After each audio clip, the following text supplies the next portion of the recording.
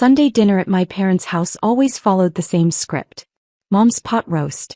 Dad's complaints about money. My brother Kevin showing off his latest purchase. And me sitting quietly while they discussed my finances like I wasn't there. But tonight would be different. Sage, we need to talk, Dad said, setting down his fork with that familiar tone of disappointment. Your mother and I have been more than patient, but it's time you stepped up. I was 29 years old. For the past 6 years, I'd been the family's emergency fund while they told everyone I worked from home doing something with computers. What they didn't know was that I'd founded Cloud Tech Security, a cybersecurity firm with government contracts, corporate clients across 40 states, an annual revenue of $280 million. My personal net worth was $340 million. Stepped up how? I asked, already knowing the answer. We're refinancing the house, Mom said. We need $150,000 to cover some debts and the closing costs. You've been living here rent-free your whole life. You owe us. I hadn't lived with them in 11 years.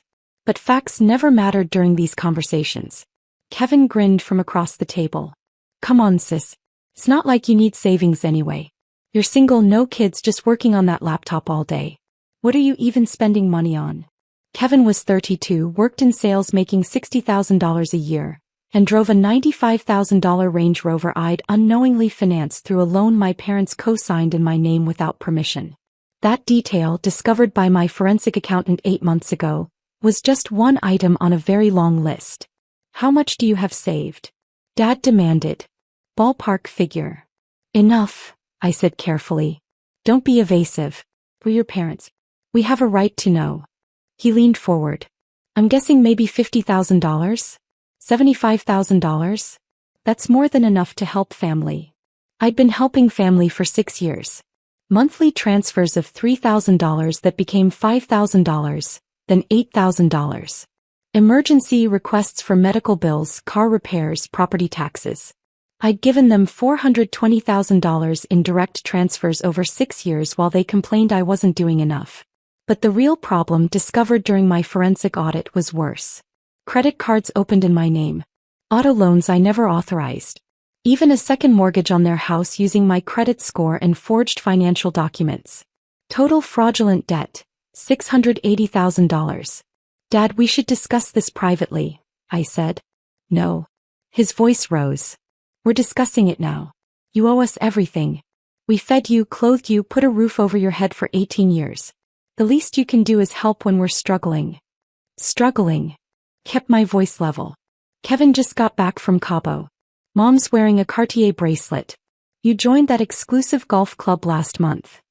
That's different. Those are investments in our future, in our happiness. You're just hoarding money while your family suffers. Dad's face was red now. I want to see your bank statements. Right now. Prove you don't have the money to help. Mom nodded. It's only fair, Sage. If you really can't afford it, show us. This was it. The moment I'd been planning for since my attorney Mitchell Price and forensic accountant Diana Ross had finished building their case 3 weeks ago. Okay, I said quietly, pulling out my phone. Let me call someone who can verify my financial situation. Who? Kevin scoffed. Your imaginary financial advisor? My bank manager, actually. I dialed. Hi, Robert. It's Sage Winters. I'm at a family dinner and there's some confusion about my financial situation. Would you mind stopping by?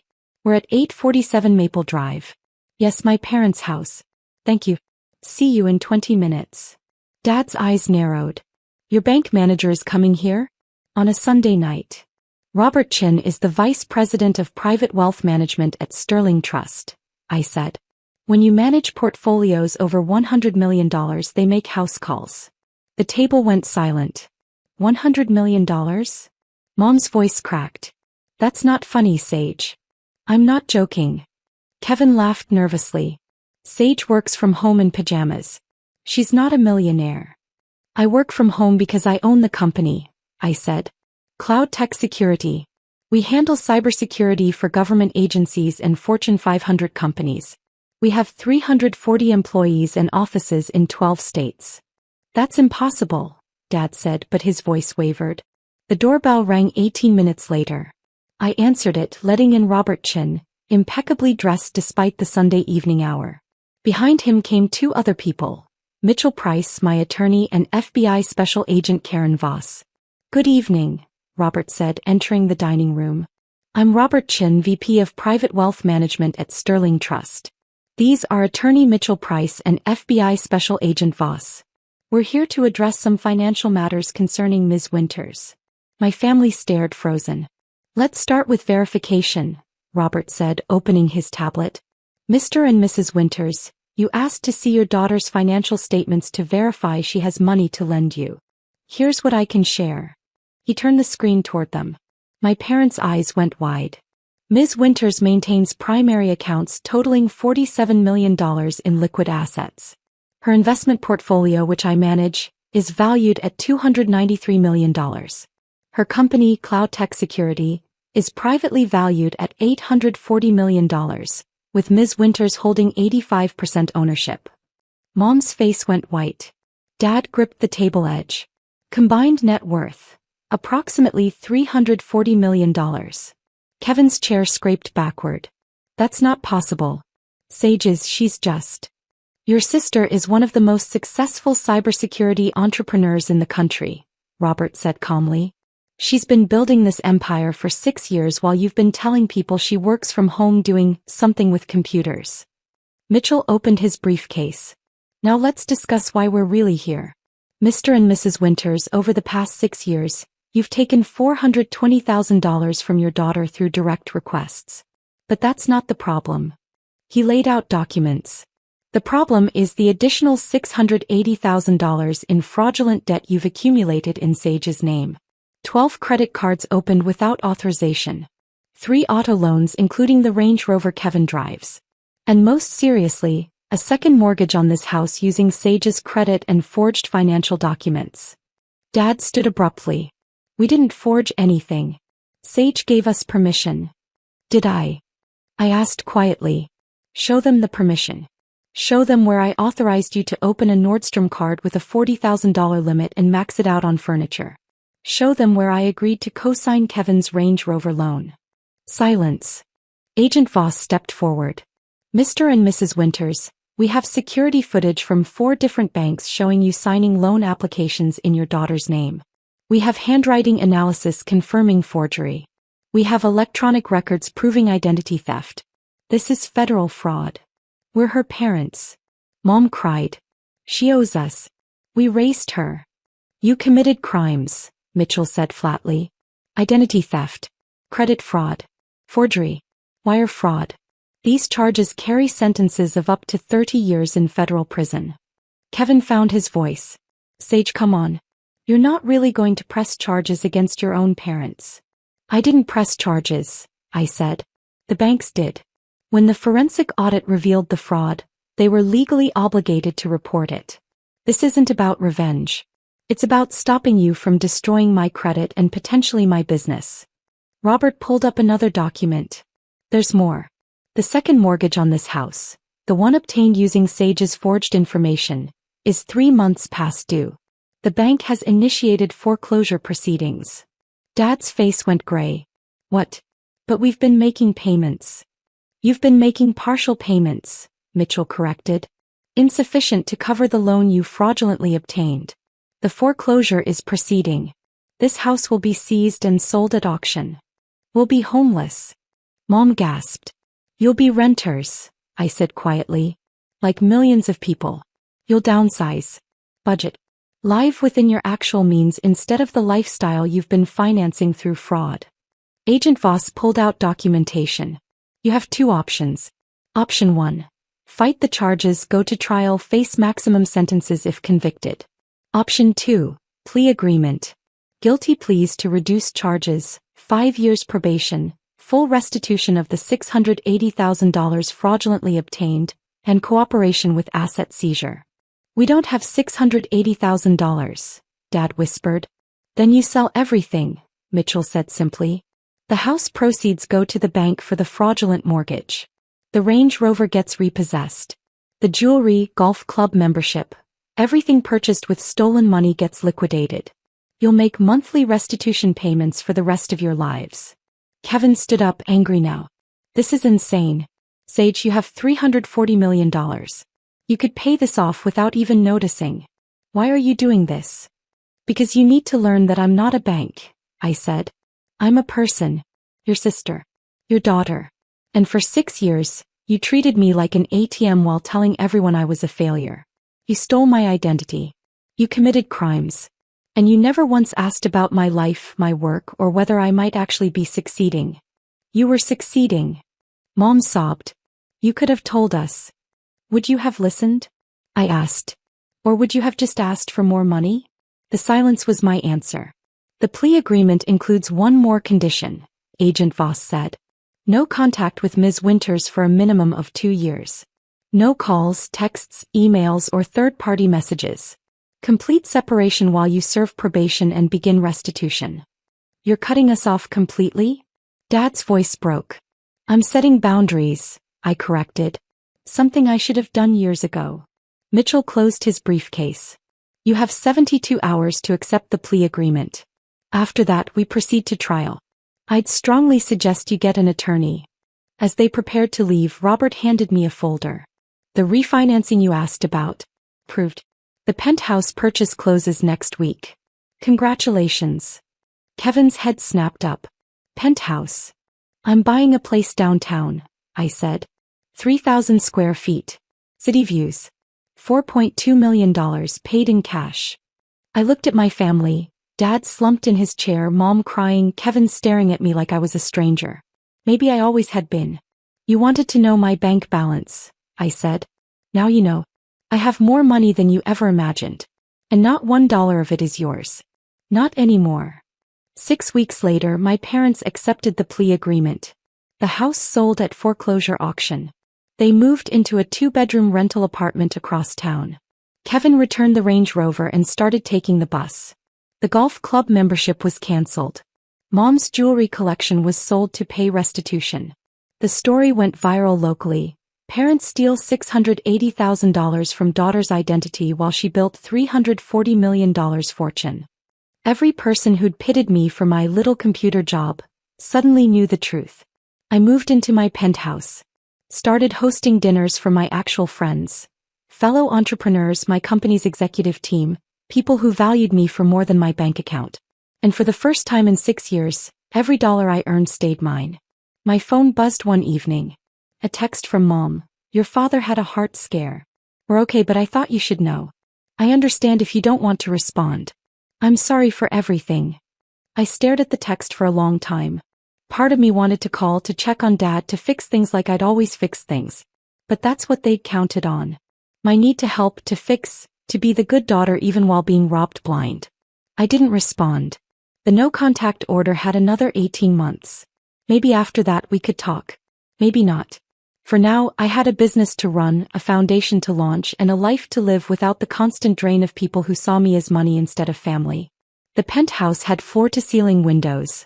Every morning, I watched the sun rise over the city I'd conquered while my family was still asking what I did for a living.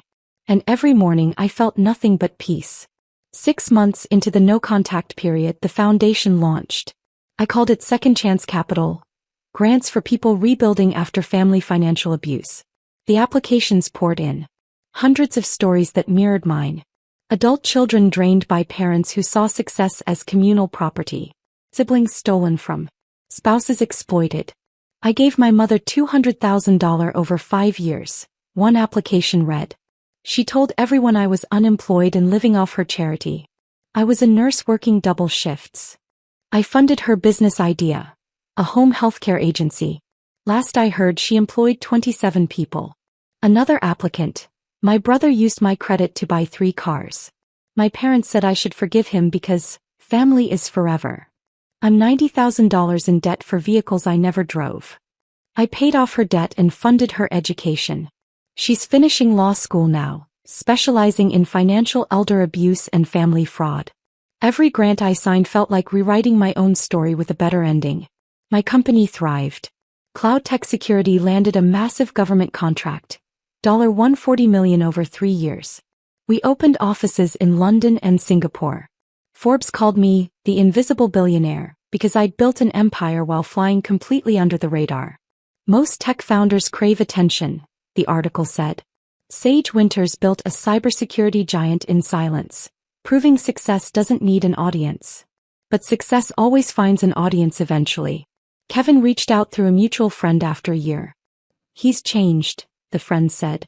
Working 2 jobs. Going to therapy. He wants to apologize. The no-contact order has 6 months left, I replied. He can wait. I wasn't being cruel.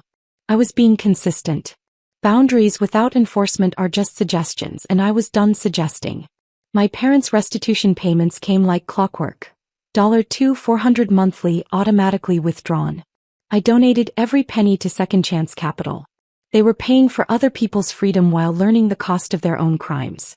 Poetic in a way. The 2-year mark arrived on a Tuesday. The no-contact order expired at midnight. I waited for the flood of messages, the desperate calls, the guilt-laden emails. Nothing came. A week passed. Then, finally, a single text from Mom. The order expired. I won't contact you again unless you want me to. I just wanted you to know I've been attending a support group for people who've financially abused family members. I'm learning why I did what I did. Your father is too. We don't expect forgiveness. We just wanted you to know we're trying. Mom. I saved the message. Didn't respond. Not yet. Maybe someday I'd be ready for that conversation. Maybe I'd never be. Either way, it was my choice now. My timeline. My terms. That's what they'd stolen most. Not just money but agency. The right to choose my own relationship with family instead of being trapped by obligation and guilt. 3 years after that Sunday dinner, I sold 20% of cloud tech security to a private equity firm for $680 million. The same amount my family had stolen. The symmetry wasn't lost on me. I kept the majority stake, stayed on as CEO, and used the liquidity to expand Second Chance Capital into a full foundation with staff, legal resources and counseling services for financial abuse survivors. We helped 847 people in year 1. One afternoon my assistant buzzed. There's a woman here. Says she saw your Forbes interview and drove 6 hours. She won't leave without meeting you. I almost said no. But something made me agree. She was 53, tired-looking, hands shaking as she held out a folder. My daughter is a doctor. Makes $400,000 a year. I've been taking money from her for 15 years, telling myself she could afford it. Your story. I saw myself in your parents. She opened the folder. Bank statements showing transfers totaling $1.2 million from her daughter's accounts. I came here to ask how to stop, she said, tears streaming. How to give her back what I stole. Not the money, I can't repay that. But her freedom. Her peace. How do I do that? I looked at this woman. Someone else's mother, someone else's thief, and saw the possibility my own parents might never reach. You start, I said quietly, by telling her the truth.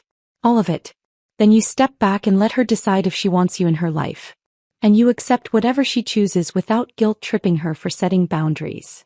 What if she never forgives me? Then you live with that, I said.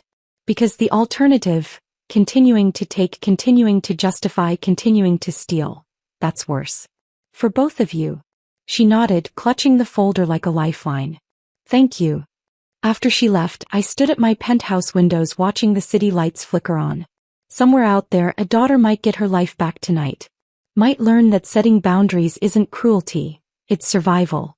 I picked up my phone and finally responded to Mom's text from 6 months ago. I got your message. I'm not ready to talk yet. But I'm glad you're getting help. That's a start. 3 dots appeared. Then disappeared. Then appeared again. Finally, thank you for responding. I'll wait as long as you need. I love you. I didn't say it back. Love without respect is just control wearing a prettier mask. But maybe someday I'd believe she'd learned the difference. For now, I had 847 people counting on me to help them reclaim what family had stolen. And that felt like enough.